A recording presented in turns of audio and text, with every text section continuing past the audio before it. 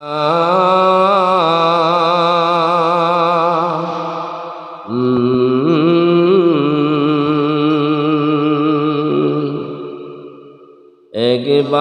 দেখা দাও হে রাসূল,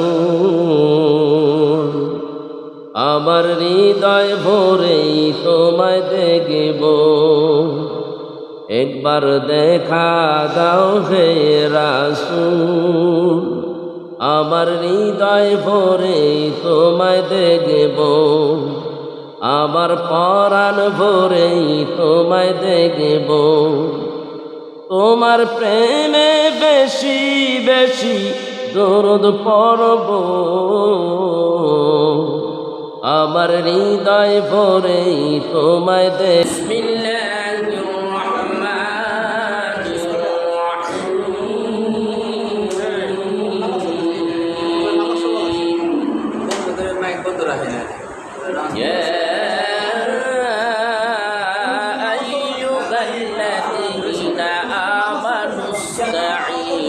بالصبر والصلاة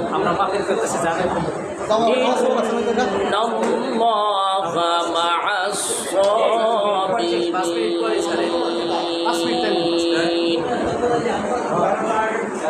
ولا تقولوا لمن يقتل في سبيل الله أموات بل أحياء ولكن لا تشعرون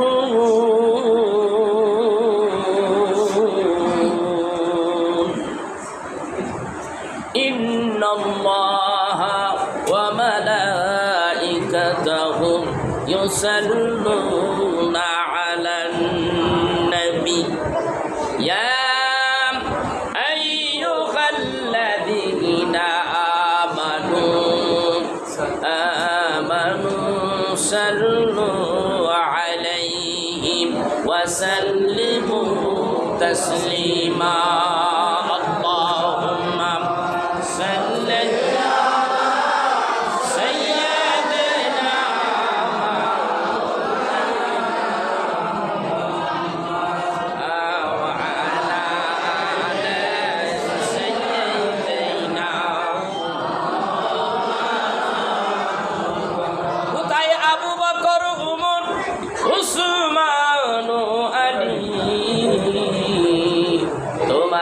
বিঘটে আজকের ইসলাম মদিনাতে যাই গো চলি আল্লাহুম্মা সাল্লি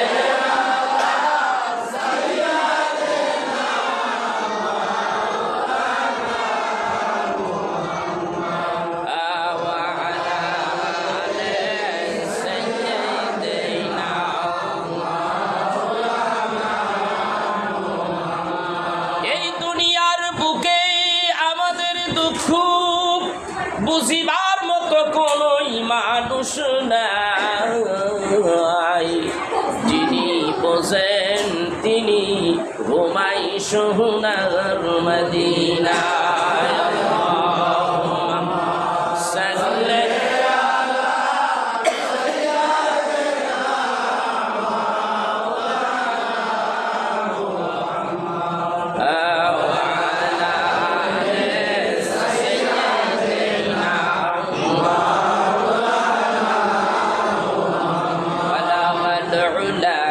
بكمالهم كشف الدجى بزمالهم حسنت جميع خصاله صلوا عليه وآله لا إله إلا الله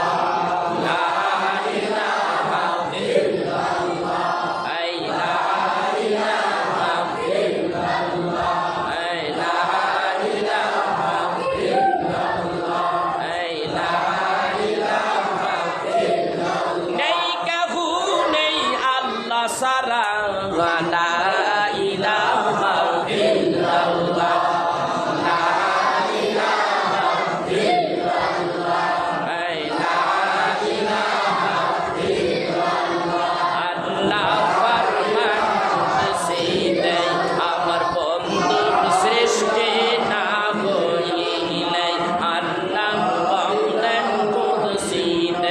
আমার বন্ধুর সৃষ্টি না হইলে আসমান জমিন লৌহ কলম কিছুই সৃষ্টি করতাম না।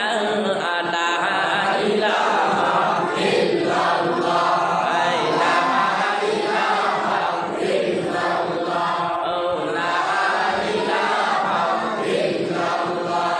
যাহার সেই মরণের ভয় কান্দে সদাই নিরাহানায়, হায় হায় যাহার সেই মরণের ভয় কান্দে সদাই নিরাহানায়।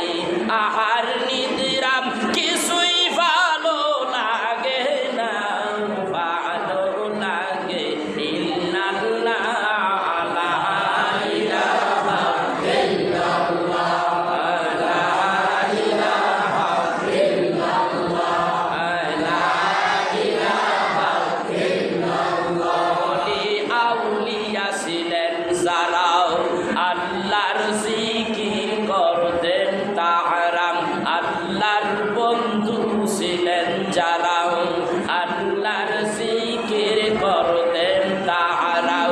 এই জিকির করলে বেশি কলব হবে উজালা, লা ইলাহা ইল্লাল্লাহ, লা ইলাহা ইল্লাল্লাহ, লা ইলাহা ইল্লাল্লাহ। হাসিয়াই কয় ও গো স্বামী আমি তোমার অর্ধাঙ্গিনী, হাসিয়াই কয় ও গো স্বামী আমি তোমার অর্ধাঙ্গিনী।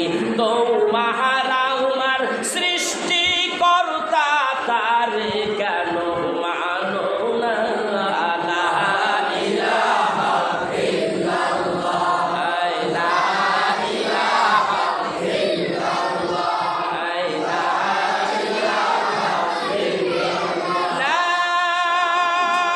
ইলাহা ইল্লাল্লাহ মুহাম্মাদুর রাসূলুল্লাহ সাল্লাল্লাহু আলাইহি ওয়াসাল্লাম। মহান মনিবের দরবারে শুকরিয়া আদায় করি যে রব্বুল আলামিন আমাদেরকে পবিত্র এই মাহের মুহররম মাস, আজকে রাত 11, আজকে দিনে চলে গেল 10 আশুরা। এই আশুরার অনেক ফজিলত, আর এখন ফজিলত বলে কি হবে যেটা চলে গেছে, কিন্তু রোজা আছে আরেকটা, একটা করছেন আজকে, আগামীকালকে আরেকটা আছে। তো আমার ভাইরা এমন একটা প্রোগ্রামে, যেই প্রোগ্রামে অংশগ্রহণ করলে ইমান তাজা হয়। ইমান কি হয়? ইমান তাজা হয়। আমি মৌলানা এম এ লতিফ নুরি একটা কথাও দলিল ছাড়া বলি না, বলবো না ইনশাআল্লাহ, স্পষ্ট কিতাবের হাওলা দিয়ে বলে দেব। কিন্তু আপনাদের ধৈর্য কতটুকু কুলায়। তার আগে অনেকেই কিন্তু আরবি আর কোরআনের আয়াত এইগুলি বুঝে না, এই জন্য তাদের সন্তুষ্টির জন্য কিছু কাহিনী, কিছু ঘটনা সামনে তুলে ধরার দরকার আছে না নাই? প্রত্যেকটা মানুষের জীবনে এই কাহিনী আছে না নাই? আছে। সেই জন্য আমি সর্বপ্রথম বলবো যে এই কারবালার মর্মান্তিক যে ঘটনাটা, মাওলানা সিদ্দিকুর রহমান কিছু আলোচনা করেছে, এখানে আরো অনেক আলোচনা আছে, আমি ওখানে আসতেছি। জীবনটা বড় কঠিন ছিল তাদের। ওই জীবনের 1 কোটি ভাগের 1টা ভাগ যদি আমাদের হইত, তাহলে আমাদের খবর আছে। ইমান থুইয়া আরেক দেশে চলে যেতাম। তাদের ইমান কেমন ছিল? এই দ্বীনের জন্যে, ধর্মের জন্যে, ইসলামের জন্যে, উম্মাতের জন্যে, জাতির জন্যে, নাজাতের জন্য সব কিছু। কেমন কষ্ট করেছেন শোনেন। রাসূল আরবি সাল্লাল্লাহু আলাইহি ওয়াসাল্লাম মক্কা মদিনার বাইরে চলে গেছে তাবলীগের দাওয়াতের জন্য। এই তাবলীগ আবার সেই তাবলীগ, এই তাবলীগ রাসূলের জামানার সুন্নি তাবলীগ, সেই তাবলীগ আমরা করি। গাট্টি টাবেন না এই তাবলীগ। রাসূল আরবি সাল্লাল্লাহু আলাইহি ওয়াসাল্লাম 14 দিন মদিনার বাইরে, 14 দিন পরে আসলেন তিনি মদিনায়। মসজিদে নবাবির ভিতরে বসলেন। হযরতে বেলাল আসলেন, এসে ডেকে বলতেছেন, ইয়া রাসূলুল্লাহ, ইয়া হাবিবাল্লাহ, আপনি কি খবর জানেন? মা ফাতেমার খবর আছে আপনার কাছে? নবীজি বললেন, কি হয়েছে আমার মায়ের? আমার কলিজার টুকরা, হাদিস শরীফে এসেছে, ফাতেমা তুবে দাদু মিন্নি, মিশকাতের হাদিস, রাসূল আরবি সাল্লাল্লাহু আলাইহি ওয়াসাল্লাম বলেন, ফাতেমা হলো আমার একটা কলিজার টুকরা, আমার এই দেহের একটা অংশ। কি হয়েছে আমার ফাতেমা? ইয়া রাসূলুল্লাহ, জলদি যাও। মা ফাতেমার জ্বর, মা ফাতেমা শুকিয়ে কঙ্কাল হয়ে গেছে, আপনি জলদি যান তার বাড়ি। নবীজি দেরি করলেন না, তিনি চলে গেলেন তার বাড়িতে, দরজার কিনারে দাঁড়াইলেন। দরজাটাও মাশাআল্লাহ সেগুন কাঠের তৈরি, নাকি বল? আর ছাউনি ছিল কিসে?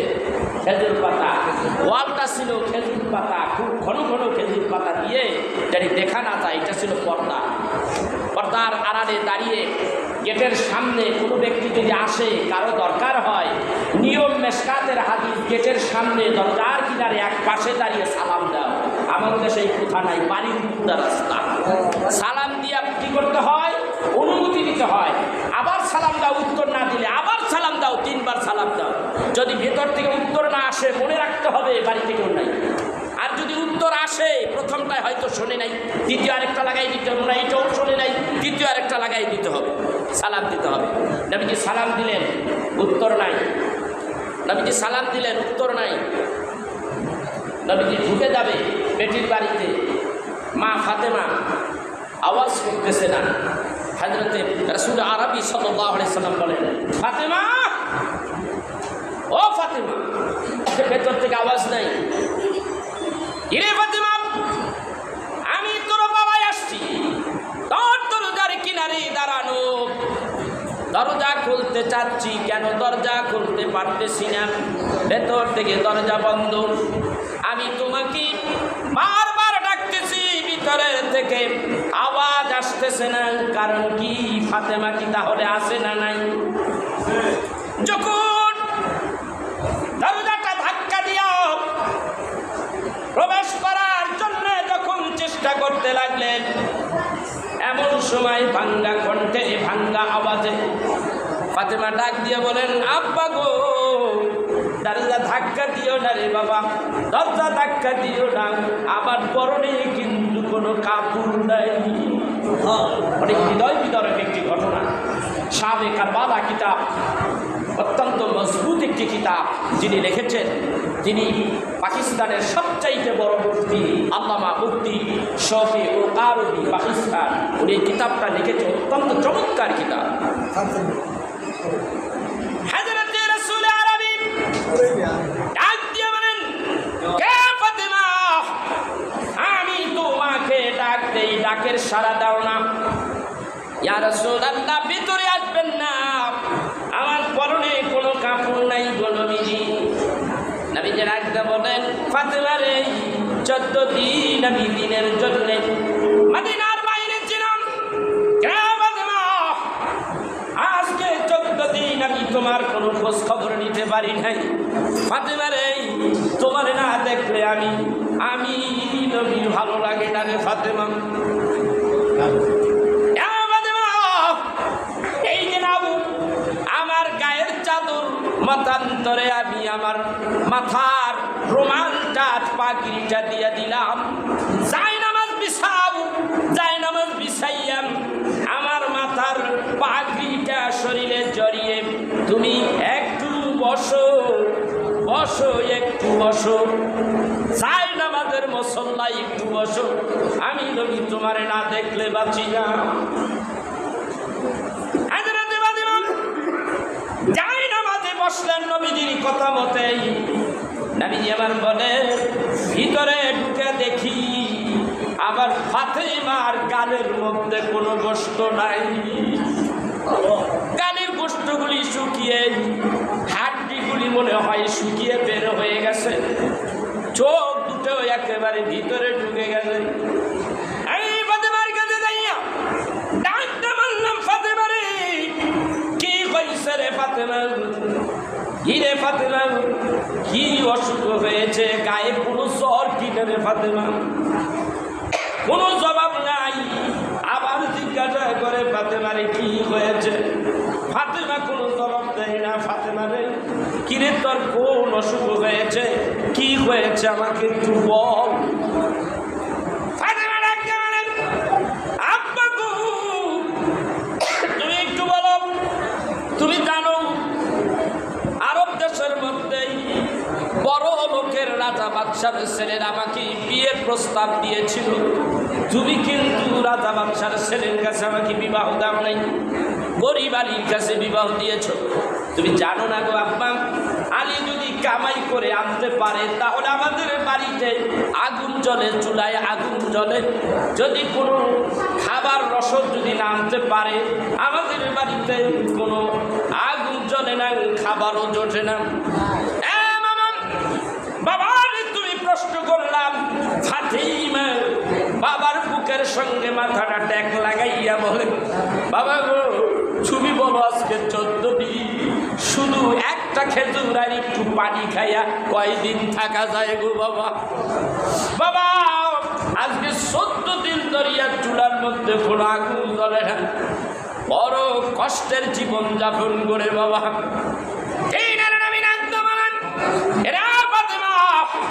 তুই জানো না, শুনে নাও, জেনে নাও, ওই যায় নামাজে, যেই যায় নামাজে তুমি বসেছো, যায় নামাজে কণাটা একটু টান দিয়া উঠাও। ফাতেমা বলেন, আমি যায় নামাজে কণাটা ধরিয়া যখন একটু টান দিয়া উঠাইলাম, যাইয়া দেখি যায় নামাজের নিচ দিয়েও গলিত স্বর্ণগুলি প্রবাহিত হচ্ছে।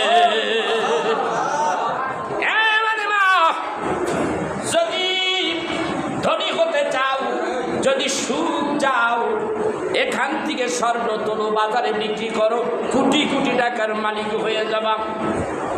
যদি দুনিয়া চাও তাইলে স্বর্ণ তোলো, বাজারে বিক্রি করো। মা ইউরিদু সাওয়াবাদ দুনিয়া নুতিহি মিনহা ওয়া মান ইউরিদ সাওয়াবাল আখিরাতি নুতিহি মিনহা।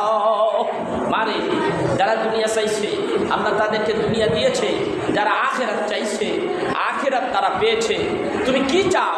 স্বর্ণ তোলো, কোটি কোটি টাকার মালিক হয়ে যাবে। আর যদি স্বর্ণ না তোলো, গরিবের জিন্দেগি যদি ভালোবাসো, জান্নাত পাবে, সুখ পাবে আখিরাতে। আর দুনিয়ার সুখ যদি চাও তাহলে স্বর্ণ তোলো। তুমি কি দুনিয়া চাও না আখিরাত চাও?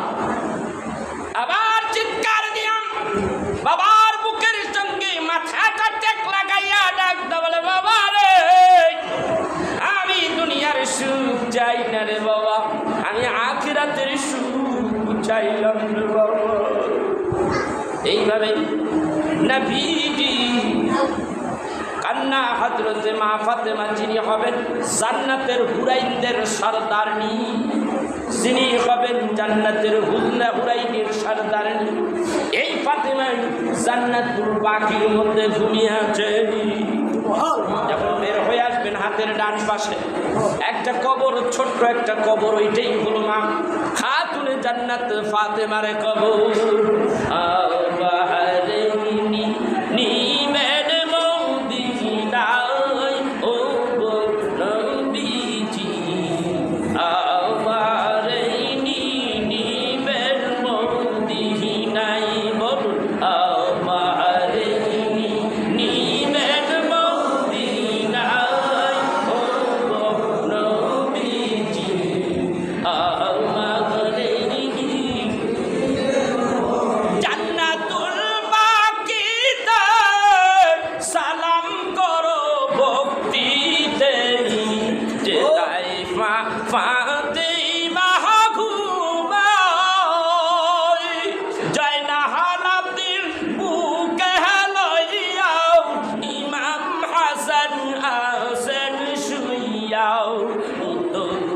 সেই মা আয়েশা সিদ্দিকায় ও গো নবীজি আমার নিবেন মদিনা, আমার নিবেন মদিনা ও গো নবীজি আমার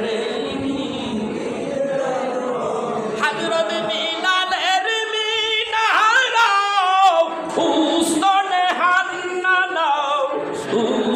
নেই আবু হুলু বাবাই পড়লে নামাজ 2 রাকাত গুনাহ তোমার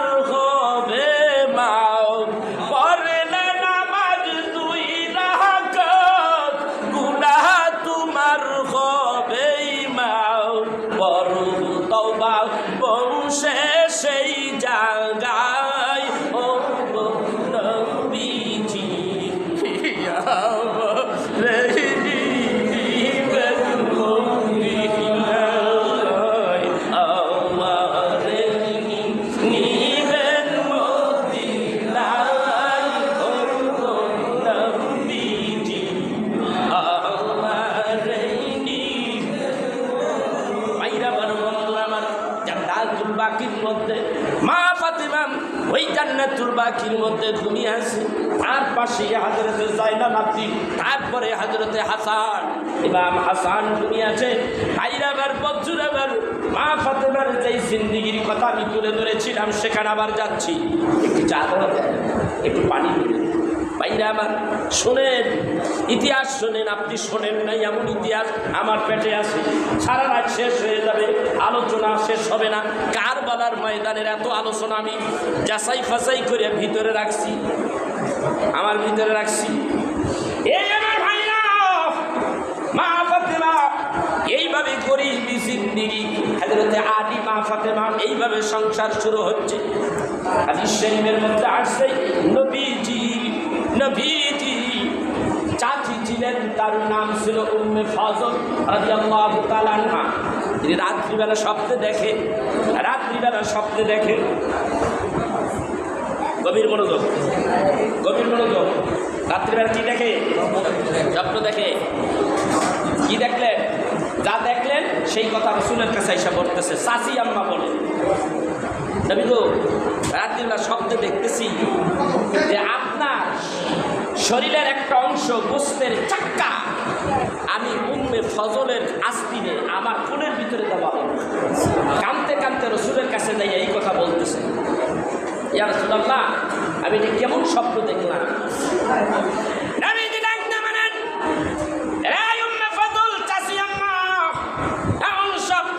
দেখেছেন, উত্তম স্বপ্ন দেখেছেন। চাচি আম্মা ডাকতে বলেন, নবীজি, আমি কিন্তু দেখি আপনার শরীরের গোস্ত, চাক্কা গোস্ত আমার আস্তিনে দেওয়া হলো। আর আপনি বলেন উত্তম স্বপ্ন, কি কারণ? নবীজি ডাকতে বলেন, চাচি গো, আল্লাহ রাব্বুল আলামিন অতি শীঘ্রই আমার বেটি ফাতেমার ঘরে একটা পুত্র সন্তান দিয়ে দেবে, যার নাম হবে ইমাম হাসান। আল্লাহ সন্তান দিলেন, আপনার মাধ্যমে আমার কাছে আনা হবে ইমাম হাসানকে। নাম রাখা হয় নাই, বাচ্চা আসলো। নবীজি মেয়ে কন্যা মা ফাতিমা বললেন, চাচি উম্মে ফজলকে বললেন, যান এটা রাসূলের কাছে আব্বার কাছে নিয়ে যান, সুন্দর দেখে একটা নাম রাখতে বলেন। হযরতে হাসানকে আনা হলো। নবীজি চুমা দিলেন, কপালে চুমা দিলেন, জমা দিয়ে বললেন এর নাম হাসান। আবার 1 বছর পরে একই স্বপ্ন দেখলেন। আমার দৌড়ে নবীজির কাছে বলতেছেন, ইয়া রাসূলুল্লাহ, আমি তো আরেকটা স্বপ্ন দেখলাম, একই অবস্থা, আপনার শরীরের একটা গোশতের টুকরা আমার আস্তিনে দেওয়া হলো। নবী তো এটা কেমন স্বপ্ন দেখলাম? নবী বলে, ফাতেমা আরেকটা সন্তান, পুত্র সন্তান। আল্লাহ রাব্বুল আলামিন 1 বছর পরে আবার পুত্র সন্তান দিলেন। সেই সন্তান হযরতে উম্মে ফজলের কোলে দেওয়া হলো, যাও আমার বাবার কাছে নিয়ে যাও, একটা সুন্দর দেখে তার নাম রাখতে। হাদিস শরীফের কথা মিশকাতে এসেছে। এবং আল্লামা ইবনে কাসির তার কিতাবের নাম আল বিদায়া ওয়ান নিহায়া 8ম খণ্ডের ভিতরে কথা উল্লেখ করেছে। দেখেন, এরপরে আনা হলো হযরতে ইমাম হুসাইনকে, কপালে চুমা দিলেন। নবী নাম রাখলেন, তোমার নাম হুসাইন। 2 জনের নাম রাখলেন। এই হুসাইনকে রাসূলের কোনো ছেলে সন্তান ছিল না, সেই জন্য নবীজি বলতেন, এরা আমার সন্তান, এরা আমার 2টা সন্তান। অনেক ভালোবাসতেন। অনেক লম্বা আলোচনা আমি করবো না, আলোচনা খুব সংক্ষিপ্তভাবে খুব ইম্পর্টেন্ট কথাগুলি আপনাদের সামনে তুলে ধরব। একটু ধৈর্য সহকারে বসতে হবে, লড়াচড়া করবেন না। বাচ্চাদেরকে বসিয়ে দেন, চুপচাপ বসে থাকে বাচ্চারা। অত্যন্ত হৃদয় বিদারক আলোচনা। নবীজি এদেরকে এত ভালোবাসতে একদিন ইমাম হাসান আর হুসাইন নানাকে বলতেছেন, নানা, আমাদের বাড়ির সামনে দিয়ে দেখতেছি একটা লোক ঘোড়া চালিয়ে যাচ্ছে, ঘোড়ার পিঠে চাবুকটা বাড়ি দেয় আর ঘোড়া দৌড় মারতেছে। আমাদের ঘোড়া দাও। কে কয়? ইমাম হাসান আর হুসাইন ডাকতে বলে, ঘোড়া কিনে দাও আমাদের, তাড়াতাড়ি ঘোড়া দাও, নানা ঘোড়া দাও। একটু পাগলামি করতে দেন। নবীজি ডাকতে বলেন, আমি ঘোড়া কোত্থেকে দেবো? টাকা নাই, কোত্থেকে দেবো? তিনি বললেন, আমি জানি না, আমাদেরকে ঘোড়া দিতে হবে। নবীজি ডাকতে কয়, আছে তোমাদের একটা ঘোড়া আছে। নিজে হামাগুড়ি দিলেন, দিয়ে পিঠে ইমাম হাসান আর হোসাইন দুইজনকে বসাইলেন। ডাক দিয়ে বলেন, নানা ভাই, ওই ঘোড়ার লাগাম ছিল, এই ঘোড়ার লাগাম নাই। দেখছেন কি কথা? এই ঘোড়ার কোনো লাগাম নাই, মুখে কোনো লাগাম নাই। নানা ভাই নিজের রুমালটা মাঝখানে কাপড় দিয়া দুই মাথা ধরিয়া ইমাম হাসান আর হোসাইনের হাতে ধরে দিলেন। এবার ডাক দিয়ে বলেন, হাঁটো ঘোড়া হাঁটো। নবীজি ঘোড়ার মতো হাঁটতেছে হাঁটতেছে। কতক্ষণ পরে ডাক দিয়ে কয়, ওই ঘোড়া চালাইলে যিনি চালাইছে চাবুক ছিল, আমার তো চাবুক নাই। পকেটের মধ্যে মেসওয়াক বের করে দিলেন। এই মেসক লবেইটাই চাবুক। ওই মেসকের মাথা দিয়ে আমার নবীর পিছনে একটু মৃদু মৃদু আঘাত করে হাট হাট। ছোট মানুষ হাঁটতেছে। এবার ডাকতে পারে না, ভাই ঘোড়ায় তো ডাক দেয় গো না, এই ঘোড়ায় তো ডাক দেয় না। না ভাই ডাক দিতে হবে গো না ভাই। দিনের নবী ডাক দিয়ে বলেন, ওই ঘোড়ায় ডাক দিছে, আমি কেমন করে ডাক দেব?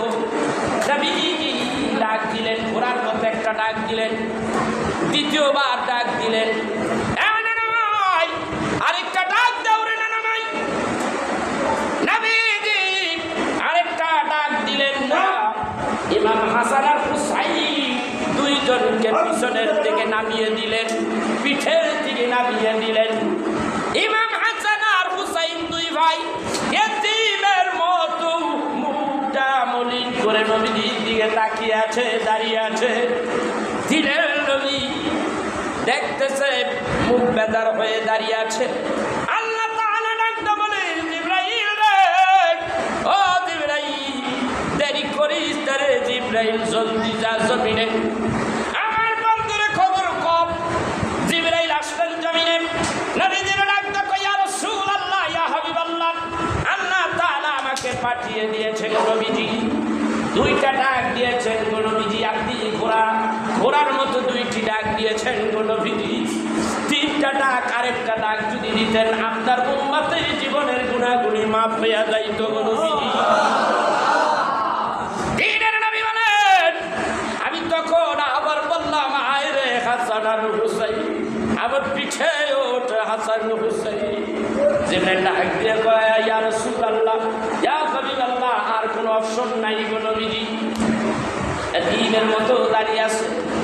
এবার ডাকতে কয়, নবীজি কত সুন্দর সোয়ারি আপনি, আর কত সুন্দর দুইজন শহীদ। নবী ডাক দিয়ে বলে, কে রে শহীদ? জিবরাইল, কে শহীদ? বলে, ইয়া রাসূলুল্লাহ, এরা দুইজনেই শহীদ গো নবীজি। কিভাবে বলবো? কথাটা বলতে তো আবার কলিজাটা ছিঁড়ে যায় গো নবীজি। বলো রে জিবরাইল, বলো, আস্তে আস্তে বলো, আমার ফাতেমা যেন শোনে না, তুমি আস্তে আস্তে বলো। জিবরাইল ডাক দেখো, ইয়া রাসূলুল্লাহ, ইয়া হাবিবাল্লাহ, ইমাম হাসান, ইমাম হুসাইন দুইজন শহীদ হয়ে যাবে। একজনকে শহরে মারা হবে, বিষ পান করে মারা হবে, শহীদ করে দেওয়া হবে। আর আরেকজনকে ইমাম হোসাইনকে প্রতারণা করিয়া ধোঁকা দিয়া কারবালার ময়দানে নিয়ে যাবে গো নবীজি। পানি না দিয়া ইমাম হোসাইনকে শহীদ করব গো নবীজি। দিনের নবী কান্দে, টুকরিয়ে টুকরিয়ে কান্দে আমার নবী। নবীজি, আমার কথাগুলি কি আপনার বিশ্বাস হয় না গো নবী? দিনের নবী ডাকতে কয়,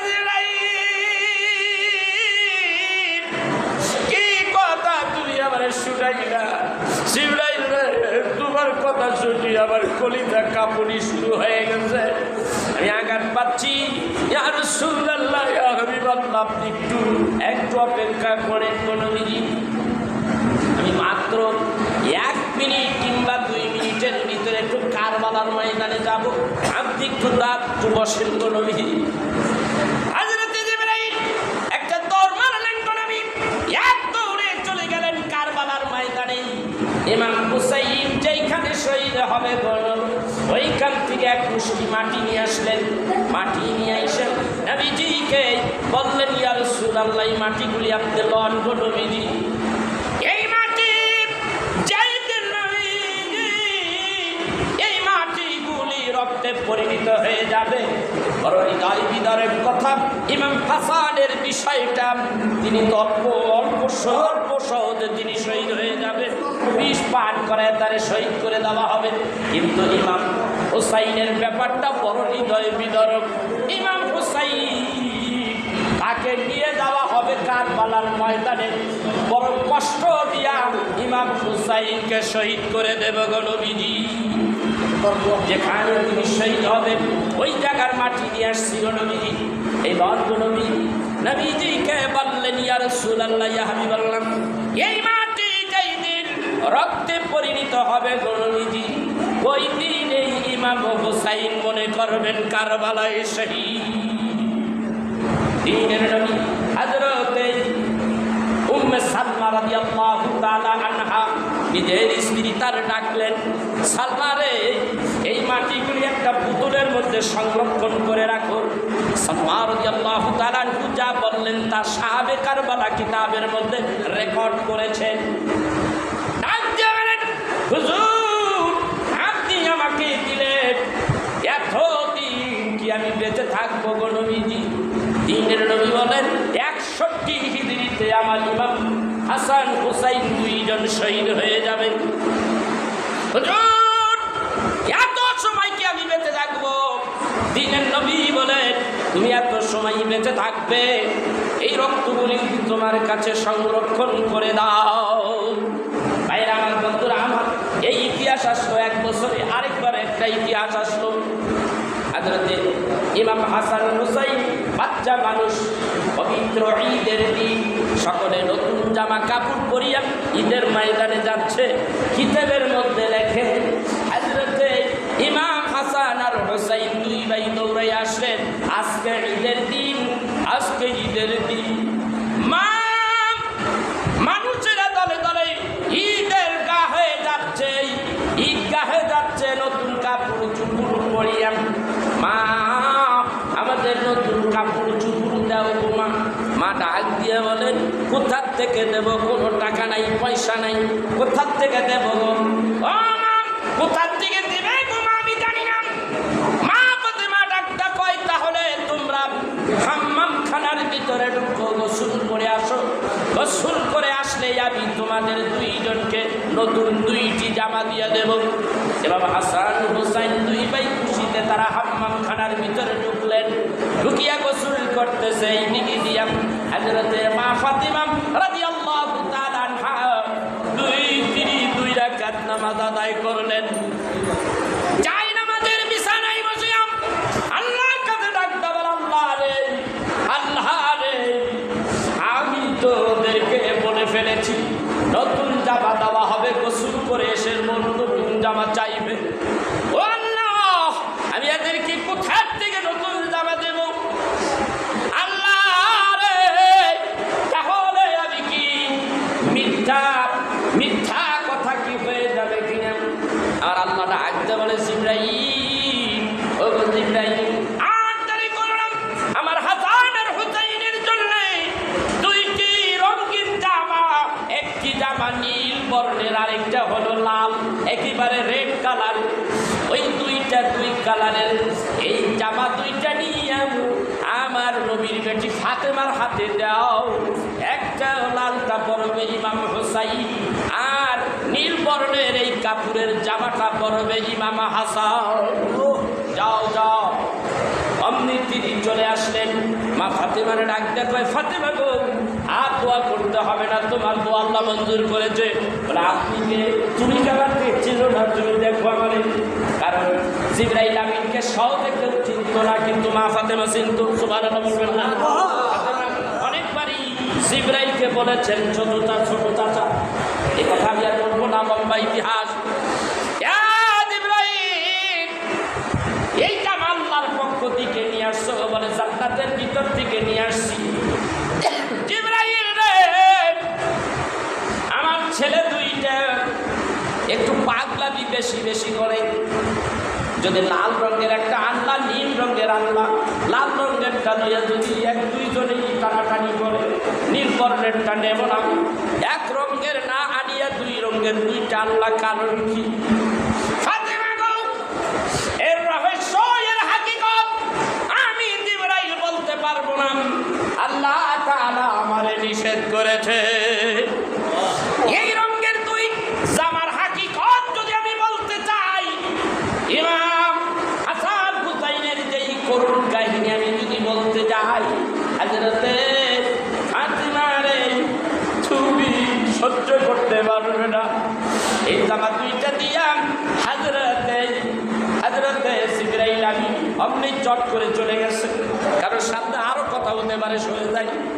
আমি সরে যাই, সরে আসলেন দৌড়াইয়া বাবার কাছে গেলে, ও বাবা রাহমাতাল লিল আলামিন, এই মাত্র ইমাম হাসান আর হুসাইনের জন্য ঈদের জামা, নতুন জামা দিয়ে গেল, জিবরাইল দিয়ে গেল। ও বাবা, একটা লাল একটা নীল বর্ণের, কেন রং কেন এমন আলাদা আলাদা হলো? এর হাকিকত কি? আমার দিনের নবী ওই সময় আরো আগের থেকে কান্না শুরু করে দিয়েছে। জিবরাইল যখন আসে তখন এর হাকিকত নবীজির কাছে আগেই বলে দিয়েছে। নবীজি কান্দে, ফাতেমা প্রশ্ন করে, দিনের নবী কান্দে, ফাতেমা প্রশ্ন করে, আরো জোরে জোরে কান্দে নবী আমার। ডাকতে মানে ফাতেমা রে, এই দুই জামার রং, দুই রংটা আমি কেমন করে তোরে বলি? এই কথা যদি আমি বলতে চাই, ফাতেমারে তুই সহ্য করতে পারবি না, আমি নবীর কলিজা ছিঁড়ে যাচ্ছে।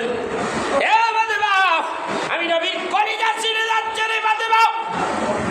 ইয়া রাসূলুল্লাহ, বলেন গো নবীজি, আমাকে বলেন, আমি সহ্য করতে পারবো? দিলেন নবী ডাক দিয়ে বলেন, ইমাম হুসাইনের, ইমাম হাসানের গায়ের জামাটা নীল বর্ণের, তোর সন্তানকে এদিদের পক্ষ থেকে বিষ আসবে, সেই বিষ পাঠ করে তার সন্তান শহীদ হয়ে যাবে। আর তখন শরীরটা নীল বর্ণের হয়ে যাবে। বিধায় আল্লাহ রাব্বুল আলামিন তোর সন্তানের জন্য এই রঙের কাপড়ের জামাটা তিনি বরাদ্দ করেছেন। আর ইমাম হাসান তার কথা কি বলবো? এর কথা বললে আমি নবীর কলিজায় মানে না। আমার হাসান হুসাইনকে কিছু নামদারি আমার উম্মতেরা ধোঁকা দিয়া কারবালায় নিয়ে যাবে, তাকে জবাই করে সারা শরীরটা লাল করে ফেলবে, কারবালার ময়দান লাল করবে। এই জন্যেই তার জামাটা রব্বুল আলামিনের পক্ষ থেকে লাল বর্ণের বানিয়েছে। ফাতেমা নান্না কই আব্বা গো, তুমি যদি দোয়া করো রে আব্বা, তা হইনি এই শক্তি, কোনো অপশক্তি আমার ইমাম হাসান হুসাইনকে শহীদ করতে পারে না। এক বর্ণনায় আসছে নবী বলেন, না না, আমি দোয়া করবো না, আমি দোয়া করবো না। আমার ইমাম হুসাইন আর হাসান দুইজনেই যদি শহীদ হয়ে যায়, আর কিয়ামতের দিন আমার হাসান হুসাইনের শহীদের বিনিময়ে আমি আমার গুনাহগার উম্মতের গুনাহ মাপ চাইবো আল্লাহর কাছে।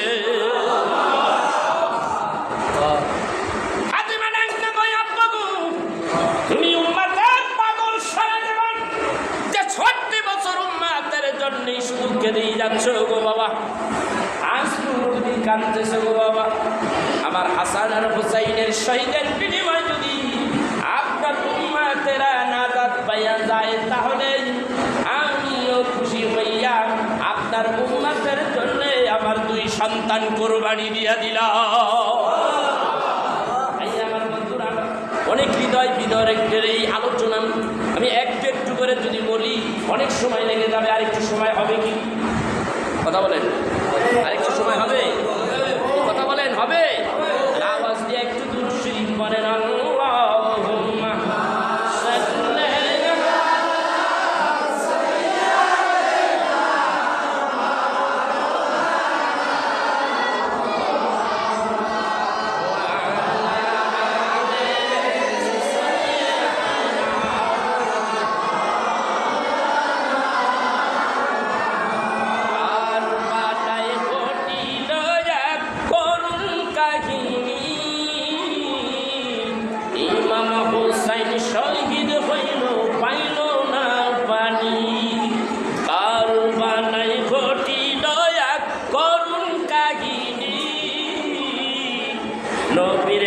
আওলাদ আসগর শহীদ পাইল না পানি। জিহ্বা শুকাই, গলা শুকাই, শুকাই ঠোঁট খানি, কান্নার আওয়াজ বাহির হয় না ও জাদুমণি। জিহ্বা শুকাই, গলা শুকাই, শুকাই ঠোঁট খানি, কান্নার আওয়াজ বাহির হয় না ও জাদুমণি।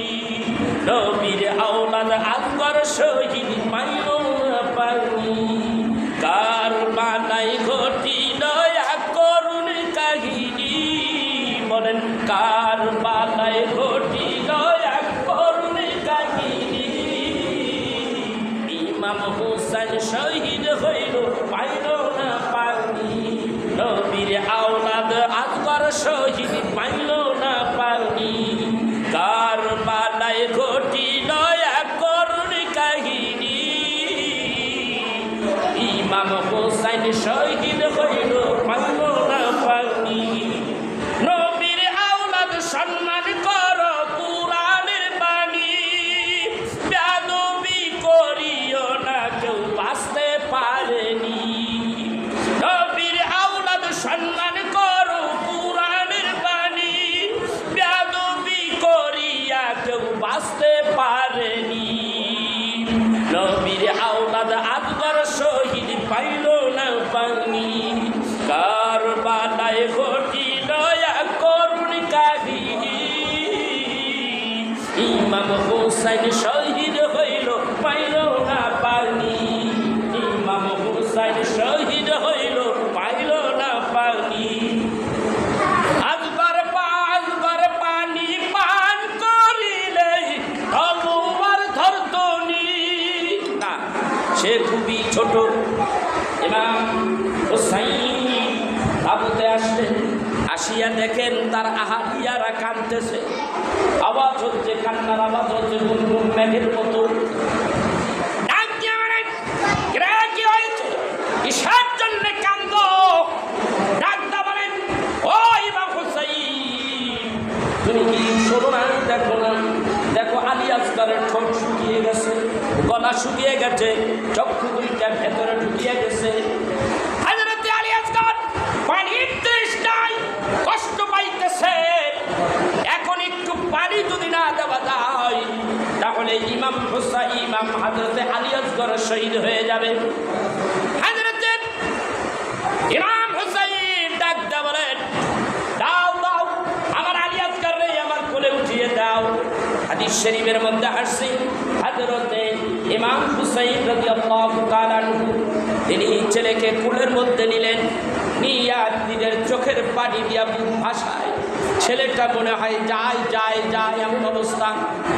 দৌড়াইয়া কাফেরদের সীমার বাহিনীদের ওই শিবিরে যাইয়া ডাক দেখো, তোমাদের শত্রুতা আমার সঙ্গে, আমাকে মারবে, আমাকে পানি দিবা না।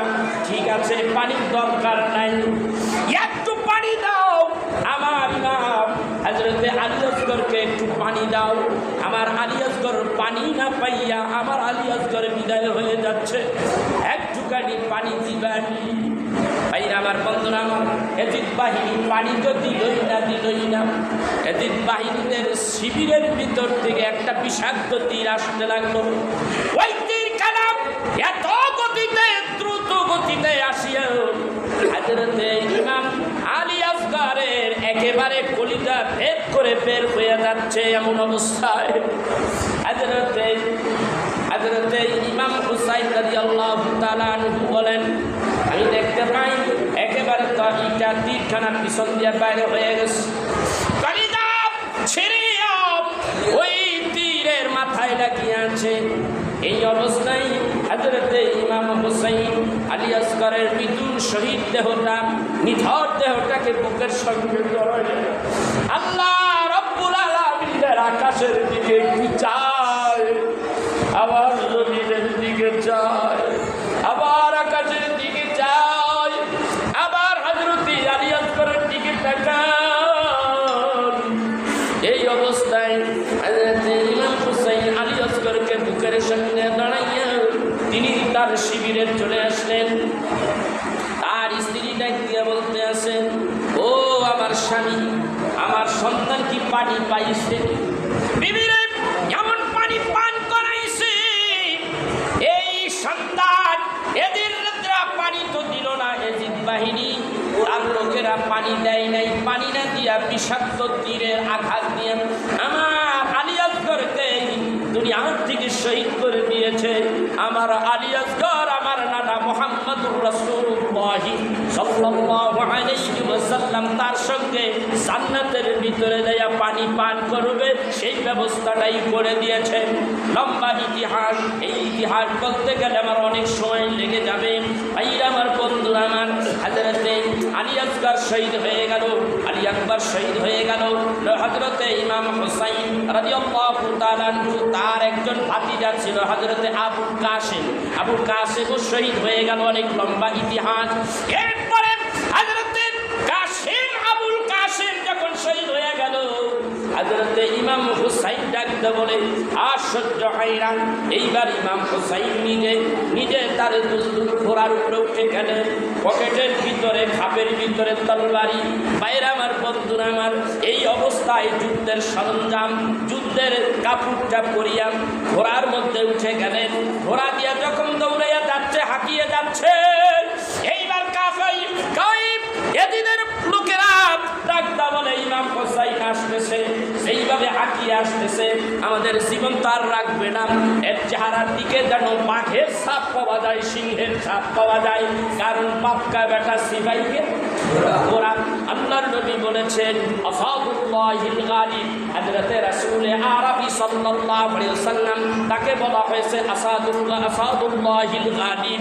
কারণ হলো নবী আমার বলেন হযরতে আলী কাল্লামাল্লাহু ওয়াজহাহু, তিনি বলেন কাফেরদের জন্য একজন সিংহ। আল্লাহু আকবার। তারপরে বেটা কেমন হবে, এমন তার দেহ, এমন তার চোখের মুখের ভাষা দিয়ে সে এমনভাবে আজকে এমনভাবে তিনি এত পাওয়ারফুল নিয়াতি কারবালার ময়দান দিয়ে রওনা হচ্ছে। নিজের পেটে পানি নাই, তৃষ্ণা লাগতেছে, করি কি, জীবন তো বাঁচতেছে না। এইভাবে যাইতে যাইতে কাফেরদের গোষ্ঠীদেরকে তলবারি দিয়া যখন মারে, অমনি কাফের গোষ্ঠী অর্থাৎ এজিদ বাহিনী এত দৌড় মারে, অনেক দূরে সরে যায়, রাস্তা ক্লিয়ার হয়ে যায়। ইমাম হুসাইন যাইতে যাইতে ফরহাদ নদীর কিনারে যাইয়া যখন হাঁটুর পানি নিচে, হাঁটুর নিচের পানি পর্যন্ত নেমে গেল, পানিগুলি তুলবে, আহারে জীবন তো বাঁচে না, পানি পান না করলে আর জীবন বাঁচবে না, এখন আমার পানি চাই, পানি চাই। তিনি এইভাবে যাচ্ছিল, পানি খুবই দরকার, খুবই দরকার, পানির প্রয়োজন, পানি পান করতেই হবে আমার। পানি লইয়া এইবার পানির ভিতরে নামিয়া অঞ্জলির ভিতরে পানি লইলেন, পানি লইয়া কানের ভিতরে বলে ইমাম হুসাইন রে, তুই এই ফরহাদ নদীর একটু পানি খাইস না, এটা আইঠা পানি, এই পানি শিয়াল কুকুরের জন্য। ইমাম হুসাইন তোর জন্য এই পানি না, পানি ফেলে দে। যদি তুই পানি পান করতে চাস, কিছুক্ষণের মধ্যে তোর নানা মুহাম্মদুর রাসূলুল্লাহ সাল্লাল্লাহু আলাইহি ওয়াসাল্লাম জান্নাতের মধ্যে আছেন, তার সঙ্গে জান্নাতি পানি পান করিস। এইভাবে পানি অঞ্চলের মধ্যে নিচ্ছে, আর কাফের কুচিরা হু হু করে চতুর্দিক দিয়া গ্রাউ, তিন দিক দিয়ে গ্রাউ করতেছে, কাছে কেউ চাপে না। যদি পানি পান করে তারা মাসারা করতেছে, যদি ইমাম হুসাইন পানি যদি একবার পান করতে পারে, কচু কাটা কাটবে, আমরা তার সাথে পেরে উঠবো না, জলদি করে তারে ধরতে হবে। কিতাবের মধ্যে আসে পানি পান করিয়া তিনি ওই কল্পনাগুলি করতেছে, কে খাবে এই পানি, আমার খাইতে কে নিষেধ করলো, এই পানি খাওয়া যাবে না, আমার হাল পরিবার লাই পানির জন্য শেষ হয়ে গেল, এই পানি এটো পানি আমি আর খাবো না, এই চিন্তা করতেছে। ওই দিক থেকে বিষাক্ত তীর আসিয়াও ইমাম হুসাইনের গলার মধ্যে একটা তীর ঢুইকা গেছে, তীরটা পার পায় না। ইমাম হুসাইন ওইখানে দাঁড়িয়ে আছে, পানিগুলি ধর করে পড়ে গেছে, অঞ্জলি পানির পরিবর্তে রক্তে অঞ্জলি, দুই হাতের অঞ্জলি ভরিয়া গেছে। ইমাম হুসাইন ওই অবস্থায় ওই তীরটা টাইনা টাইনা খুলবে, এমন অবস্থায় তিনি আস্তে আস্তে পারে উঠলেন, পারে উঠিয়া আস্তে করে শরীরটা একেবারে নিস্তেজের মতো হইয়া গেছে। অমনি আবার আকবার বলে, আল্লাহু আকবার, চিৎকার দিয়ে বলেন আল্লাহু আকবার, আল্লাহু আকবার বলে ইমাম হুসাইন আবার দাঁড়িয়ে গেলেন। ঘেরাও করে ফেলাইছে। এক একটারে এক এক রকমের শয়তানের মতো দেখা যায়। এমন কেমন লোক তোমার গায়ে আঘাত করবে, রাসূল ভবিষ্যৎবাণী আগেই করে গিয়েছিলেন। ওই শয়তানগুলিকে দেখা যায় এইভাবে দ্বীনের নামে যা যা বলে গেছেন ইমাম হুসাইন ঠিক তাই মিল পাইতেছে। ইমাম হুসাইন এইবার ধাম দিয়ে তিনি আবার যখন ঘোড়ার উপরে উঠলেন, ঘোড়ার উপরে উঠিয়া যখন কিছু সময় তিনি একটু ফাইট করলেন, যুদ্ধ করলেন, জেহাদ করলেন। জেহাদ করার পরে অসংখ্য মানুষকে জাহান্নামের মধ্যে ফেলে দিয়া নিজে আর পারে না, এই হলকুমের ভিতর থেকে রক্তগুলি দরদর করে পড়তে পড়তে শরীরটা নিস্তেজ হয়ে যায়। এক বর্ণনায় আসছে এই অবস্থায় আস্তে করিয়া ঘোড়ার উপর থেকে পড়ে গেছে, এইভাবে পড়ে গেছে, রক্তে রঞ্জিত হচ্ছে কারবালার ময়দান, লাল হয়ে যাচ্ছে কারবালার ময়দান। ইমাম হুসাইন আর পারতেছে না। এমন সময় এজিদ বাহিনীর পক্ষ থেকে ইবনে জিয়াদ ঘোষণা করে দিল, হযরতে ইমাম হুসাইনের কল্লাটা কাটিয়াতে আনবি, তারে অনেক অর্থ দেওয়া হবে। এর মধ্যে আর কেউ রাজি হয় না, কল্লা কাটতে কেউ রাজি হয় না, কারণ এরা কেউ ছিল সাহাবী, কেউ ছিল সাহাবীদেরও সন্তান। এজিদ প্রশাসন এই লোকগুলি এমনভাবে খেপিয়ে তুলেছে ইমাম হুসাইনের বিরুদ্ধে। ভাইরা আমার, বন্ধুরা আমার, এইভাবে ইমাম হুসাইন আবার উঠিয়া একটু বসলেন না, দাঁড়াইলেন না, তরবারিটা জমিনের উপরে দিয়া ওই তরবারির মুঠার ভিতরে হাত দিয়া ভর করিয়া দাঁড়াইলেন। দাঁড়াইয়া ডাক দিয়া বলে, তোমরা শোনো, তোমরা আমার সঙ্গে জিহাদ করতেছো, আমি তোমাদেরকে কিছু কথা বলে যেতে চাই। আমি জানতে চাই তোমাদের সাথে আমার কিসের শত্রুতা, জবাব দাও। প্রশ্ন করে কিসের শত্রুতা, জবাব দাও। জবাব দেয় না। কেন তোমরা আমাকে মারতে চাও, তারও জবাব নাই। তোমরা কি জানো না আমি আখেরি পয়গম্বর, যিনি সুপারিশ না করলে হাসরের ময়দানে সুপারিশ না করলে জান্নাত পাবা না, কেউ জান্নাতে যেতে পারবে না। নবী আমার সুপারিশ না করলে জান্নাতে যাইতে পারবা না। কাল কিয়ামতের দিন হাসরের ময়দানে কোনো পয়গম্বর কথা বলতে পারবে না, আল্লাহর দরবারে কোনো কথা বলতে পারবে না, একমাত্র আমার বাবাই কথা বলবে। আমার বাবা আল্লাহর পক্ষ থেকে সুপারিশের অনুমোদন পাবে। আমার বাবা হলো সুপারিশ করবে, সুপারিশে শাফায়াতে কোবরা করবে, এই শাফায়াত করবে আর মানুষগুলিকে আল্লাহর জান্নাতে সুপারিশ করে নিয়ে যাবে। আমার নানা মুহাম্মদুর রাসূলুল্লাহর নাতি আমি ইমাম হুসাইন। আমাকে কেন তোমরা মারতে চাও, জবাব দেয় না। তোমরা আমাকে মারিয়া কাল কিয়ামতের দিন আমার নানা মুহাম্মদুর রাসূলুল্লাহ সাল্লাল্লাহু আলাইহি ওয়াসাল্লাম তাকে মুখ দেখাইবা কিভাবে? কিন্তু কেশরী কার কথা, এরা যে মোটা অঙ্কের টাকা খাইয়া নিজের বেইসা ফালাইছে, এখন আর সেই নবীর উম্মতের সুরত নাই, এখন তাদের সুরত হইয়া গেছে ফেরাউনের সুরত। ভিতরে এইরকম টাকা পয়সা খাইয়া তারা ইমাম হুসাইনের বিরুদ্ধে চলে গেছে। এখনো সেই বাহিনী আসে না নাই? আছে। আবু জাহেল আসে না নাই? আছে। আবু জাহেল নাই, আবু জাহেলের প্রেতাত্মা আসে না নাই? ইমাম হুসাইনের শহীদ করলো যার নির্দেশে এজিদের প্রেতাত্মা বাহিনী আসে না নাই? ভাইরা আমার, ফেরাউনের প্রেতাত্মা বাহিনী নাই, আসে না নাই? এই আমার ভাইরা, ইমাম হাসান ইমাম হুসাইন সম্পর্কে রাসূল আরবি সাল্লাল্লাহু আলাইহি ওয়াসাল্লাম যে হাদিসগুলি বর্ণনা করে গেছে, আপনারা বলুন তো দেখি ইমাম হাসান হুসাইনের মর্যাদা কি, সেই সম্পর্কে হাদিস বর্ণনা করছে। বলতে চাই এজিদের পক্ষে হযরতে রাসূল আরবি সাল্লাল্লাহু আলাইহি ওয়াসাল্লাম কোনো প্রশংসা করছেনি? কথা কন। হযরতে ইমাম হাসান হুসাইন অর্থাৎ আহলে বায়তের পক্ষে যারা থাকবে তারা জান্নাতি। আল্লাহু আকবার। হুসাইন আহলে বায়তকে যারা অনুসরণ করবে তারা নাজাত প্রাপ্ত জাতি। আমার ভাইরা, এই কথা বলে নবীজি বলে গেছে, অথচ এজিদের বিরুদ্ধেও কথা বলে গেছে। এজিদ আমার ইমাম হুসাইনকে কষ্ট দেবে, ইমাম হাসান হুসাইনকে হত্যা করবে। ওই এজিদ, যেই এজিদ তার শিবিরের মধ্যে ইমাম হুসাইনকে শহীদ করিয়া তারা যাইয়া আসরের নামাজ আযান দিয়া পড়ছে। কথা কন না কেন? ইমাম হুসাইন আর শিবির আযান হইল, তার শিবির নামাজ হলো, দুই নামাজ একরকম নি। দুই নামাজ একরকম। আল্লাহ রাব্বুল আলামিন বলেন, আল আসাদু মিনাল কাতলি, সেই ব্যক্তি অশান্তি সৃষ্টি করে, এইটা হলো হত্যার চাইতে জঘন্য অপরাধ। অথচ তারা তো হত্যাযোগ্য কাজ চালিয়ে দিয়েছে। কিন্তু আমি ভাই আপনাদেরকে বলবো, এই বাংলার জমিনে এক শ্রেণীর নামধারী মোল্লার গোষ্ঠী, তারা ইমাম হুসাইনকে বাদ দিয়া এজিদের প্রশংসা করে। আমি বলবো, এই প্রশংসা করো, নবী কোন হাদিসে বলে গেছে এজিদের প্রশংসা করো? ওই হাদিসটা আমি দেখতে চাই, ওই প্রশংসার হাদিসটা দেখতে চাই। একটা হাদিস যদি তুমি দেখাইতে পারো, আমি নবী পুরি বলে গেলাম 1 কোটি টাকা চ্যালেঞ্জ। রেকর্ড হচ্ছে কত কত 1 কোটি টাকা আমি চ্যালেঞ্জ করে গেলাম। নবীজি এই এজিদের পক্ষে ভালো কথা বলে গেছে, তারে অনুসরণ করলে তোমরা নাজাত পাইয়া যাবে। এমন কথা যদি কোনো হাদিসে বলে থাকে, তাকে আমাকে দেখাবা, তার আমি 1 কোটি টাকা দেব। শিক্ষার আমার বাড়ির কাছে 1 কোটি টাকার বেশি হবে। 1 কোটি টাকা গ্যারান্টি দিয়ে গেলাম, চ্যালেঞ্জ করে গেলাম। না না, নবীজি আরাফার ময়দানে ভাষণ দেয়, জাবালে রহমত পাহাড়ের উপরে দাঁড়াইয়া সাহাবীদেরকে লইয়া তিনি যখন বিজয় ভাষণ দিতে লাগছে, বিজয় হজের সময় তিনি যখন বিদায় হজের সময় ভাষণ দেয়, ভাষণ কমপ্লিট, লাস্টে দিয়ে তিনি বলে গেলেন, তোমাদের কাছে আমি 2টি জিনিস রাখিয়া গেলাম। একটা হইল কিতাবুল্লাহ, আরেকটা হলো কিতাবুস সুন্নাহ। এই 2টা আঁকড়িয়ে ধরবা। আর এই কিতাবুস সুন্নাহর বাস্তব কিতাবুল সুন্নাহ যদি দেখতে চাও, তাহলে আমার আহলে বাইত এরাই হলো আমার সুন্নাহ, এরাই হলো বাস্তব সুন্নাহ।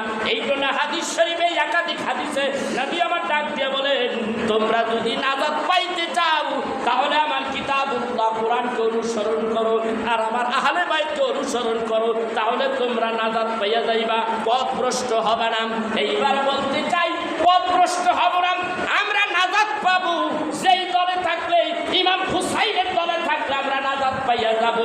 আর এজিদের পক্ষে রাসূল কোনো কথা বলে নাই, নবী চিহ্নিত করে দিছে, মুসলমান জাতির শত্রু 1 নম্বর শত্রু হবে এজিদ। এজিদ এইবার বলতে চাই, এজিদের পক্ষে যারা থাকবে, একে যারা ফলো করবে এরা জাহান্নামী।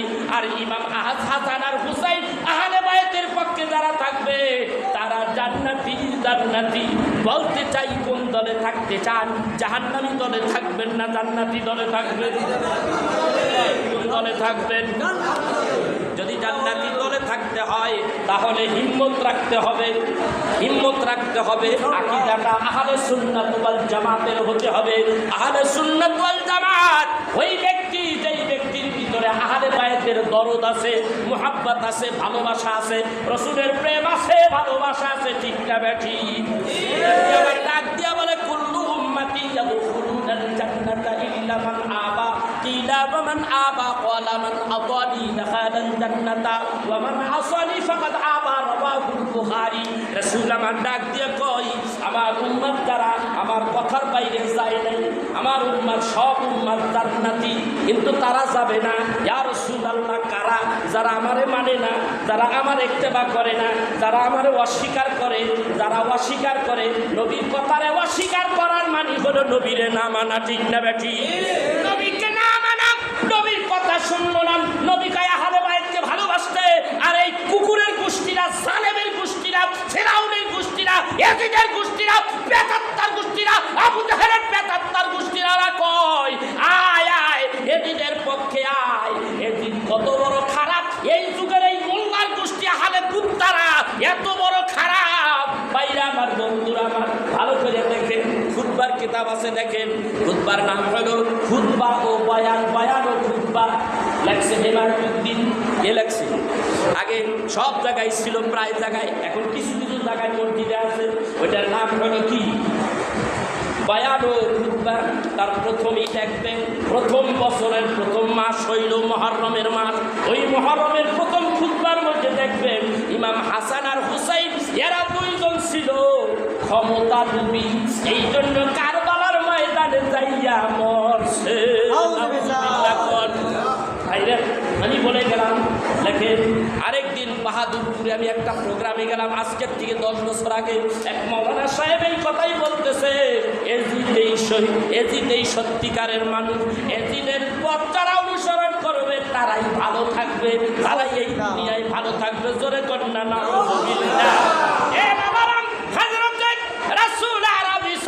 সাল্লাল্লাহু আলাইহি ওয়াসাল্লামের যতগুলি সাহাবী ছিল প্রত্যেকটা সাহাবীর পিছনে রাদিয়াল্লাহু তাআলা আনহু লেখা। আমি বলতে চাই কোন কিতাবের মধ্যে তোমরা যার পাগল হইছাও, এজিদের পাগল হইছাও, ওই কিতাবের কোন জায়গায় লেখা আছে এজিদ রাদিয়াল্লাহু তাআলা আনহু? নাউযুবিল্লাহ। নাই নাই। অথচ টাকা খাইয়া এক শ্রেণীর মোল্লার গোষ্ঠী কয় এজিদ রাদিয়াল্লাহু তাআলা আনহু 100 রাকাত নামাজ পড়তেন প্রতিদিন, আর হাফেজে কোরআন ছিলেন, কোনো ওয়াক্ত ইমামতি করিয়া নামাজ পড়াইতেন।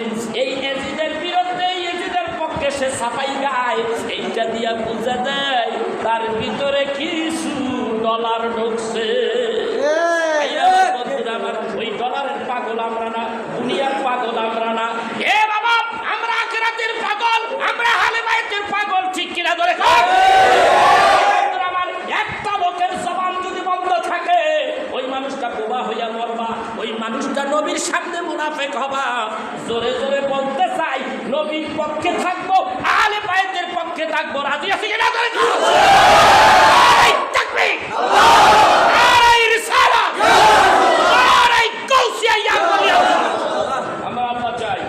আমরা রাসূল চাই, আমরা ওলি আল্লাহ চাই। চাই কি চাই না? চাই কি চাই না? তাহলে আহলে সুন্নাত ওয়াল জামাতের আমাদের খেদমত করতে হবে। এইটাই হলো সঠিক দল, এইটাই হলো সঠিক দল, এইটাই হলো রাসূলের দল, ঠিক কিনা ধরে কর। রাসূলের দলই হলো আল্লাহর দল, আল্লাহর দলই হলো রাসূলের দল। ভাইরা আমার, আমি আপনাদের কাছ থেকে বিদায় নেব। আমার আরেকটা ভাই আছে, মুফতি আল্লামা গাজী নিয়ামতুল্লাহ আল ফরিদি বিরসপুর, উনি আসছে, উনি কিছু কথা বলবে, সংক্ষিপ্ত বলেই আমরা ইতি টানব। তো আমি আপনাদেরকে একটা কথাই বলবো, আমরা সকলকে আহলে বাইতকে ভালোবাসবো কি বাসবো না? যুগটা বড় খারাপ যাইতেছে, সময়টা খুব খারাপ যাইতেছে। খ্রিস্টানের গোষ্ঠীরা টাকা দিয়া মোবাইল ধরাই দিয়েছে আমাদের। এখন মোবাইল দিয়ে কাইতে পড়ে রয়েছে, নাড়ার খাড়ের মধ্যে রয়েছে, ঘরের কোনায় রয়েছে, ঘরের কুঠার মধ্যে রয়েছে। হ্যাঁ, আপনি আর তবারকের ব্যবস্থা আছে ইনশাআল্লাহ। তবারক তো এটা নামাজ। এই তবারক কাকে বলে? যে এইটা সব খাবারটাই পবিত্র, কিন্তু তবারকটা অন্য খাবারের চাইতে আলাদা খাবার, এই জন্য এটার নাম তবারক। আর তবারক খাইলে রোগের শেফা হয়, কলবের জ্যোতি বেরিয়ে যায়। কথা কন না কে? তবারক না যায় সব টাকা আমাকে দিয়ে দেয়, হয় না এক জাতি? করা যাবে না, খাওয়াইতে হবে মানুষকে। মানুষকে খাওয়াইলে আল্লাহ খুশি, রসুল খুশি, মদিনাওয়ালা কামলিওয়ালা নবী খুশি, ঠিক কিনা ধরে কয়। 12 নম্বর হাদিস দেখবেন, রসুলকে জিজ্ঞাসা করা হলো, ইয়া রাসূলুল্লাহ, ইসলামের মধ্যে সর্বশ্রেষ্ঠ কাজ কোনটি? রসুল বললেন, মানুষকে খাওয়ানো। সুবহানাল্লাহ। এই যে আমার ভাই আলহাজ আব্দুল খালেক সাহেব একটু খাবারের ব্যবস্থা করছে, তবারকের ব্যবস্থা করবে, খাইবেন, সওয়াব আপনারও হবে, তারও হবে, ঠিক কিনা ধরে কয়। আমার ভাই, মামা তো ফুফাতো ভাই, আমরা আজকে এখানে অনেকদিন পরে আসছি। আমরা তাবারাক খাবো এবং মানুষকে খাওয়াবো। ওই টাকা নিয়ে বাড়ি ঘরে নিয়ে বাড়ি ঘর করবা, বিল্ডিং করবা, আর আউলা জমা করবা, আর বলৎকার করবা মাদ্রাসার মধ্যে। এইগুলি জায়েজ? কথা কর। এইটা না জায়েজ, ওইটা না জায়েজ, বিলাট না জায়েজ, ওই কি বলে কিয়াম না জায়েজ, তার মোনাজাত না জায়েজ, তোমরা যা করো এগুলি সব না জায়েজ। তাহলে একটা ফতুয়ার জবাব চাই। তোমরা বড় বড় হুজুর জানি আসো, বড় বড় ফতুয়া বাস করো, তাহলে আমি একটা ফতুয়া চাই, তোমাদের মাদ্রাসার মধ্যে যে বলৎকার করো, একটা মানুষ আরেকটা ছোট্ট শিশুর সাথে বলৎকার করো, এইটা কোন কিতাবে কোন জায়গায় আছে? এই দলিলটা যদি আমাকে দেখাইতে পারো, তাইলে তোমাদের সাথে আমি আছি। কথা কন না, জীবনে দেখাইতে পারবে না, একবার না, দুইবার না, কয়া সবার জিজ্ঞাসি, খালি প্রশ্ন এড়াইয়া যায়। এই বলৎকারের গোষ্ঠীরা দেশটারে শেষ করে ফেলাই। ভাইরা আমার, সেই জন্য অ্যালার্ট থাকতে হবে, সতর্ক থাকতে হবে। এখন ডলারের বিনিময়ে ইমান বিক্রি হচ্ছে। এই ডলারের কাছে আমরা বিক্রি হইতে চাই না, আমাদের ইমানকে বিক্রি করতে চাই না। অনেক কথা হয়ে গেছে, ভালো থাকবেন, আমিও ভালো থাকবো, দোয়া করবেন, আমিও দোয়া করি আপনাদের জন্য।